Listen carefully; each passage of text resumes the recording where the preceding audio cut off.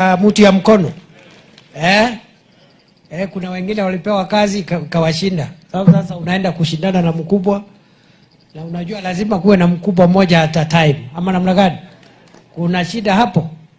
See, there must be only one person at a time. Yeah, na kwa hivyo tutaendelea kusaidia rais kufuatilia hiyo mambo ndio isikae sana, kwa sababu ameshasema ya kwamba tuongeze hizo maidani. All right, as these guys were busy, protecting and defending the Kenya Kwanza government, Wiper leader Kalonzo Musyoka was busy casting doubt on the government's official explanation regarding the death of the late Chief of Defense Forces, General Francis Ogolla, calling for an independent parliamentary inquiry into the incident. Speaking during a church service at Good Shepherd Catholic Church in Mwingi Town, Kitui County, Kalonzo said the country deserves a more transparent and credible investigation into the circumstances surrounding the helicopter crash that claimed General Ogolla's life in Elgeyo Marakwet. No Kenyan will believe that story. The only way to believe the story is to have an independent inquiry. General election and the threat he may have posed to certain power structures. General Ogolla was taken out. He was taken out. Nobody will believe that story. And there was a story behind why they may have wanted to take him off. He was sent by the National Security Council to go to bombers of Kenya that time before results were released. And I think that people say they would deal with them. Some of them were hard to say, we'll deal with this guy later. But because of the Tonje rules, there was no way General Ogolla was not to become the next head of our military, the CDF. So he was taken out. For Kenyans to know what exactly happened, we need an independent inquiry, possibly led by Parliament. If parliamentarians feel intimidated, an independent kind of inquiry. Because we cannot have a culture where military leaders are taken out, political leaders are taken out. These helicopter crashes must end. This country will remain a democracy. And nobody is going to have to claw back on our democratic gains under our constitution.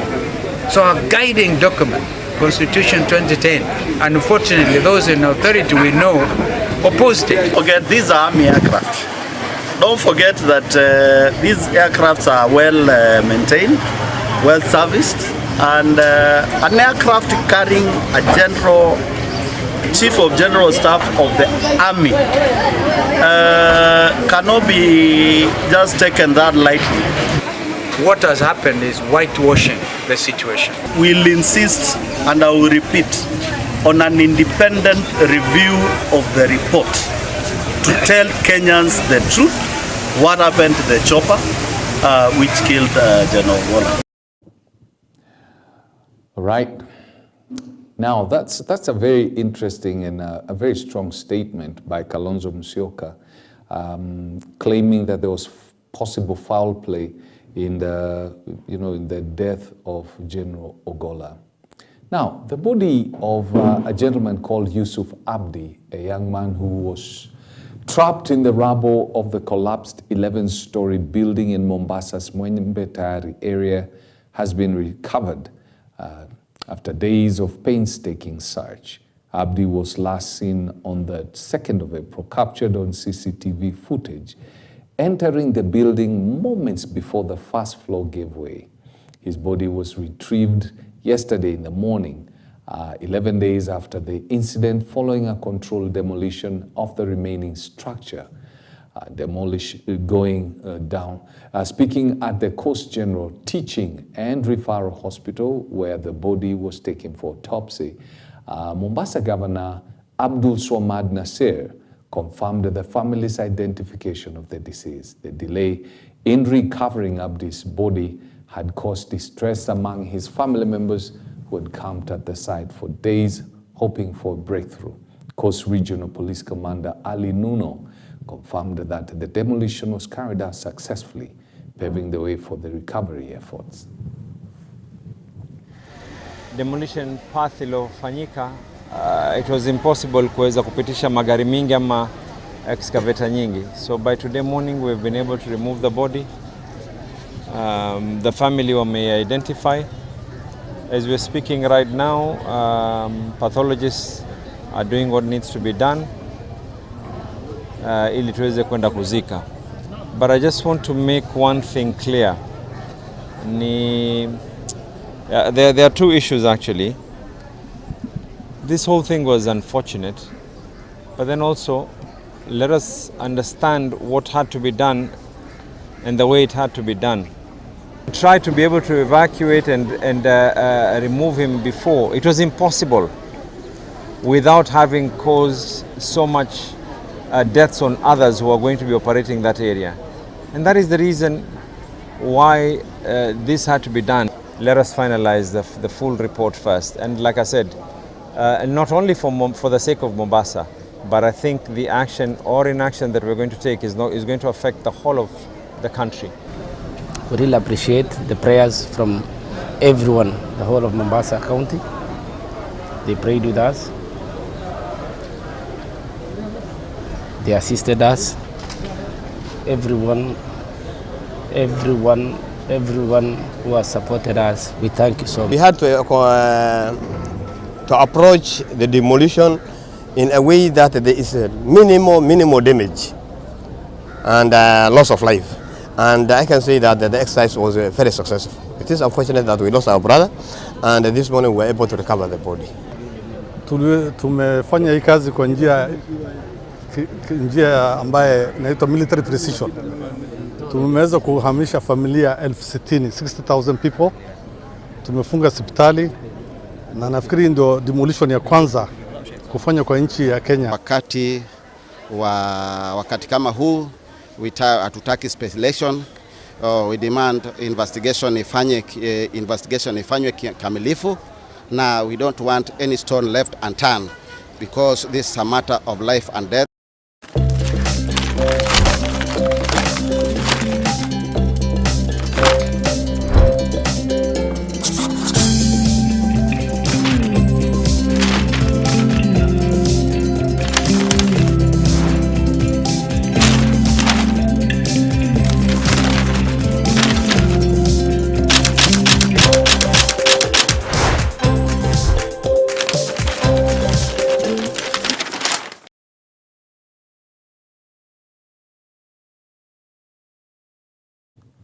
Right, let's take a look at the dailies today. We're going to start off with the Standard.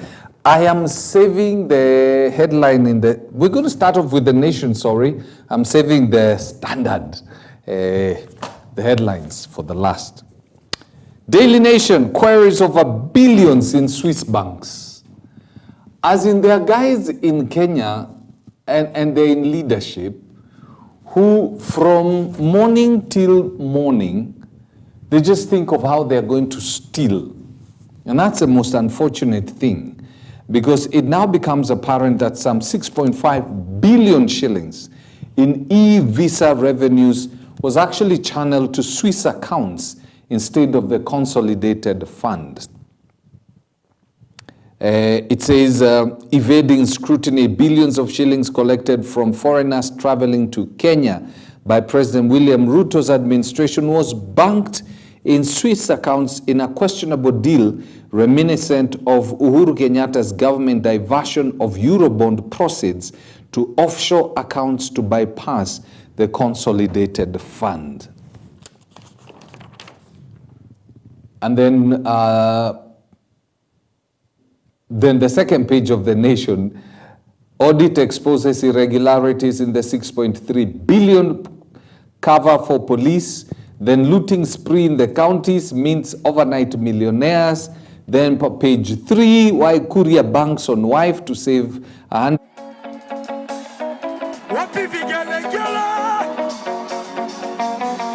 rights honored at festival. Then political storm gathers over IEBC team to oversee 2027 election. Why lawmakers filmed two colleagues fighting. Why lawmakers who filmed two colleagues fighting are in trouble. Okay. They're in trouble, eh? Because honorable people are not supposed to fight. I totally agree. But what happens when they fight? State investigations implicate Medihill in organ trafficking. Oi, gado. Government report has flagged possible illegal organ trafficking following an investigation into kidney transplants at a hospital in Eldoret, Uasin Gishu County. The Kenya Blood Transfusion and Transplant Service has found suspicious activity for trafficking after investigating 372 kidney transplant at Medihill Fertility and Transplant Center since 2018. Yani, you know, some of these things are done. The love of money is the root of all evil. The back page of The Nation, Hamas see red as Salah hits higher note in the title match. Home team Newcastle United hit 4 past Woeful United. This United team, victory over West Ham gives Liverpool 13-point lead over second place Arsenal with 6 games left. There are guys like Simon, our cameraman here, and they believe in football so much. They are depressed when Manchester United is beating. I'm told by his wife that he did not eat yesterday because kulikuwa kumedhoka. Kenyans hit by Trump policies. Thousands of Kenyans to lose jobs as US President tough tariffs take effect. 180,000 number of jobs on the line due to tariffs. $100 million value of exports to the US. By the way, they imposed a 10% tariff on exports to the US from Kenya. Because you see, Kenya is not a third world country. It's a second, it's called a middle class, middle income economy. So what we have is, we are not treated like countries like Uganda and Tanzania, which are still what you can call third world. They are not taxed. But any of our goods going to these countries are taxed. That's why our goods have become expensive. Then you have Kenya-Sudan ties worsen as RSF plans second meet. Shene. Liberty, Kenya's share up on triple dividend. Then Kenya loses jobs on Trump's tough policies. The new IMF plan likely to hurt credit growth in Kenya. Oy. I tell you, every time I hear the IMF, I am yet to see an organization, I am yet to see a country that has succeeded with the help of the IMF. If you know of one, please send me on Facebook just one country that has been helped by IMF and it succeeded. Because the things it tells the third world countries are the things it tells the first world countries who contribute a lot of money to it not to do.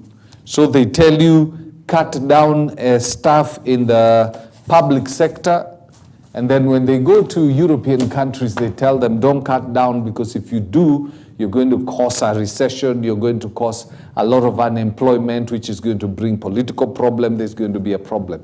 Very same things it tells Africa to do, tells the West not to do. Then, the Standard.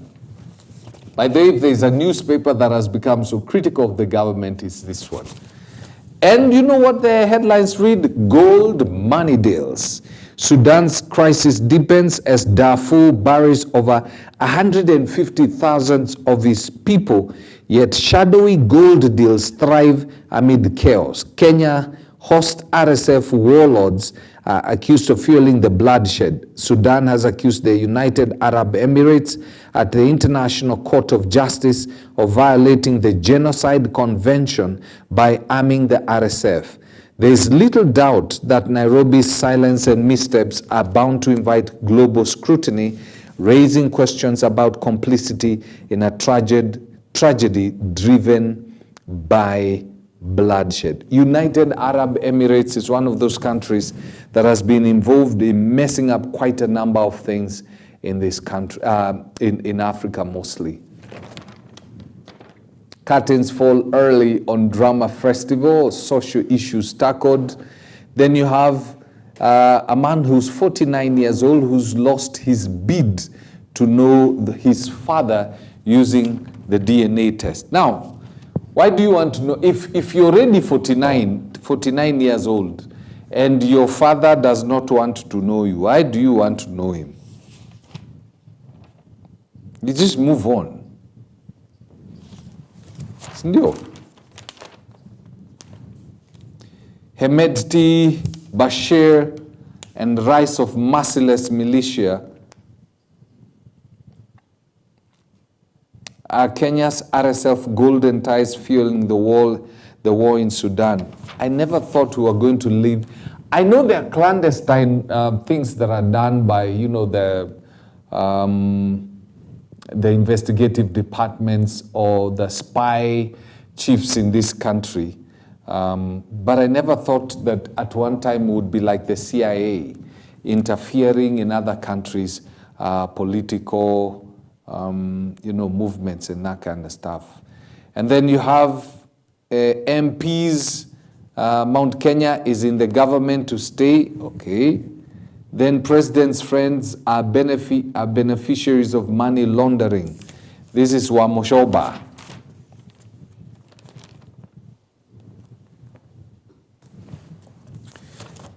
Then the back page of the Standard: construction work at Kipchoge Keino Stadium stalls once again. Oh, it is horrible. You look at that field. Oh, lo, yeah. And it was, the works were launched with pomp and color. And then, color disappears. Anyway, don't go away, because shortly we'll be discussing some of the things that are happening in this country, including this RSF thing and the gold deals, and what are the possible challenges this country might face. Plus, yesterday, the likes of Oscar Sudi went to church and they were told, nah, you're not going to talk about politics. So all that coming up shortly.